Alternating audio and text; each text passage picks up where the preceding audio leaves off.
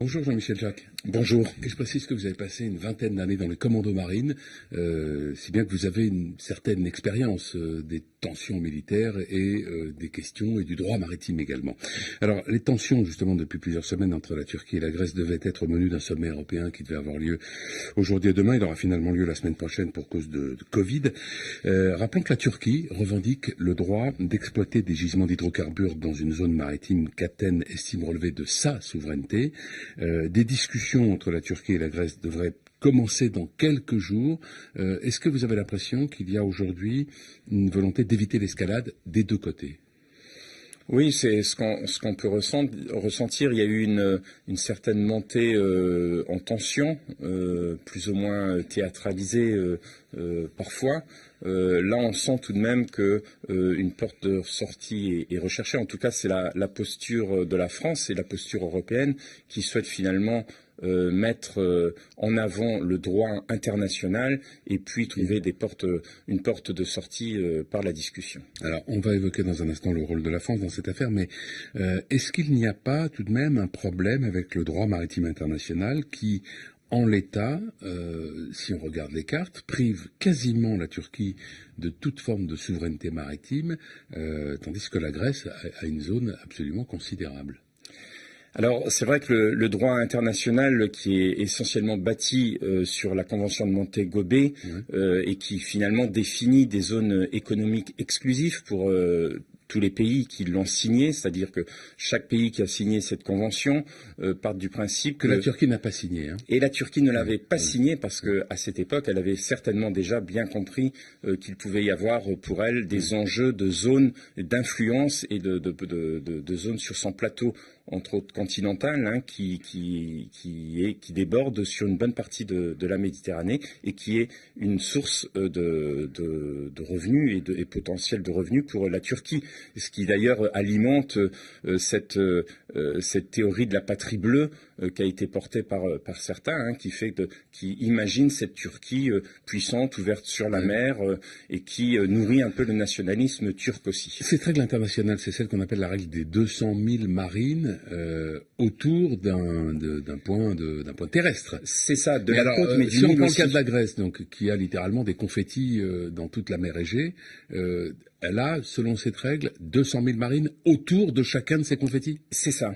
Et ce qui peut aussi être problématique pour les Turcs, dans le sens où il suffit qu'une île soit à proximité, et c'est le cas d'ailleurs de la Turquie. Oui, pour que la Turquie ne puisse prétendre finalement aujourd'hui à quasiment rien en zone marine souveraine. Alors rien, ce n'est quand même pas le cas, mais d'une partie réduite. Mais ce qui est vraiment à remettre en question dans la posture turque, c'est sa façon de faire. Qu'elle souhaite discuter de tout ça et remettre en cause le droit international, même si elle ne l'a pas signé, mais tel qu'il est défini, que ça se fasse de façon différente que en montrant finalement les gros bras. C'est une forme d'intimidation. C'est une forme d'intimidation. On le voit bien, la Turquie joue un double jeu.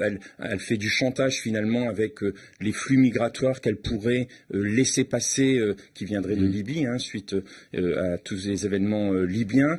Donc c'est une façon de montrer un petit peu sa capacité de nuisance. Mais c'est pas acceptable pour l'Europe. Dans ce type de situation, parce que là il y en a eu, les manœuvres militaires, à quoi servent-elles? Est-ce qu'elles ont vraiment un effet, en quelque sorte, diplomatique, ou est-ce qu'elles relèvent au fond d'une forme de théâtre?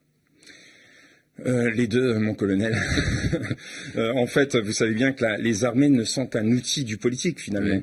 Et là, bien entendu, on sent que la Turquie provoque un petit peu aussi, de façon à montrer qu'elle est en capacité de pouvoir jouer de ce jeu militaire aussi, et ce jeu pour impressionner les différents partis entre autres les Grecs, qui revendiquent aussi leurs droits. Et les insultes utilisées par exemple là par le président turc à l'encontre d'Emmanuel Macron, je rappelle, ambitieux incapable, cupide et incompétent, tenant de l'ordre colonial.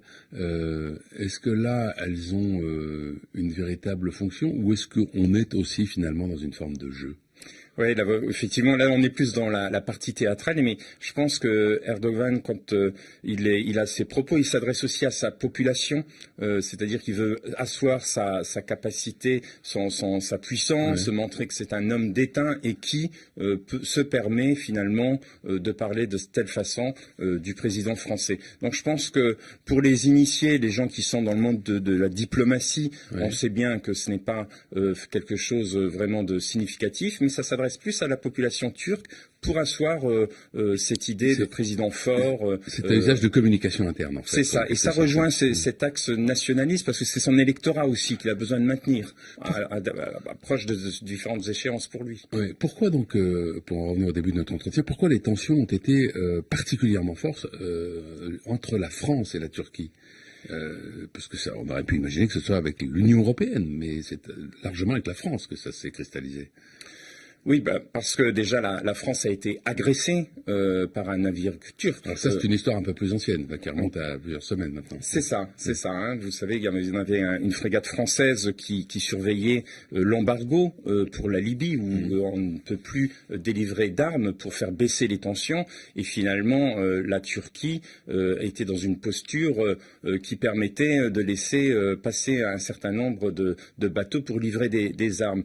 Et un navire français étant en proximité, il s'est fait finalement illuminer, alors c'est un terme un petit peu technique, mais repéré par des radars qui peuvent lancer des missiles. C'est-à-dire que le bâtiment turc a fait comprendre au bâtiment français qu'en quelque sorte, il l'avait dans son viseur. C'est ça. C'est ça que ça veut dire. C'est ça. Et donc c'est un acte quand même très significatif. Hein. C'est comme si une personne dit attention, je peux te taper dessus si je veux. Hein. Donc c'est quand même agressif. Quelle est la puissance de l'armée turque? Parce que depuis des années, dès qu'un pays fait parler de lui, on dit c'est la 3e, c'est la 4e, c'est la 5e armée du monde. On se souvient avec l'Irak, par exemple. La vérité aujourd'hui sur la puissance de l'armée turque, quelle est-elle? Elle est tout de même significative. L'armée turque est une armée d'effectifs. C'est une armée importante en effectifs. En termes d'effectifs, c'est la 2e de l'OTAN. On n'y pense pas forcément. Et c'est la 8e au niveau mondial. Donc elle a pu être un petit peu déstabilisée il y a quelques années, il y a près de 3 ans maintenant, lorsqu'il y a eu une tentative de coup d'État par l'armée, qui a été un petit peu purgée de quelques généraux, on va dire. Même, Voilà. Mais elle est tout le temps présente et avec des effectifs forts et des moyens techniques tout de même significatifs. Merci Jean-Michel Jacques. Bonne journée. Bonne journée à vous.